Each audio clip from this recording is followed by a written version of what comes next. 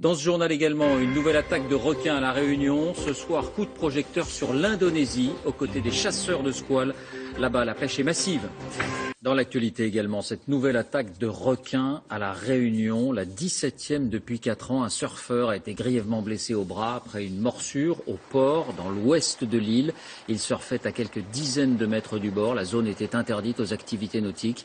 Il s'agit d'un homme de 47 ans, ancien compétiteur, et heureusement, il a pu être tiré hors de l'eau. Rappelons que le 7 mai dernier, le préfet de La Réunion avait lancé un appel à la prudence. On évoque souvent les attaques de requins, mais il faut rappeler que les squales sont aussi protégés. En Indonésie, la pêche est massive. Voici pourquoi. Envoyé spéciaux à Lombok, Nicolas Bertrand, Thomas Danzel. Ils ont 20, 26 et 30 ans. 3 amis d'enfance, devenus comme beaucoup sur leur île natale de Lombok, chasseurs de requins.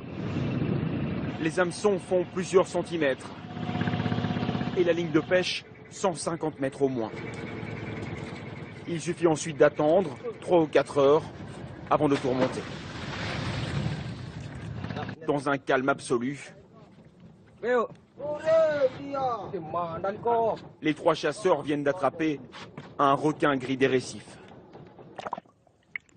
Il est jeune, mais mesure déjà près de 2 mètres. Le squale s'est épuisé, accroché à l'hameçon. Il est presque mort.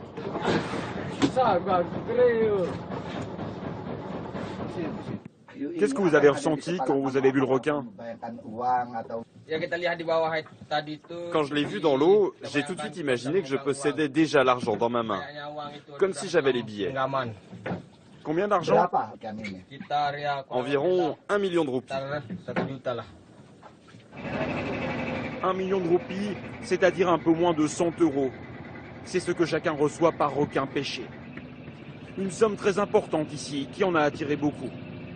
D'une vingtaine il y a quelques années, il y a aujourd'hui des centaines d'embarcations comme celle-ci, qui partent à la chasse tous les jours. Ce matin, 4 bateaux sont de retour seulement. Les autres sont restés en mer. Les premières prises sont déchargées de petits squales, d'1 mètre à peine.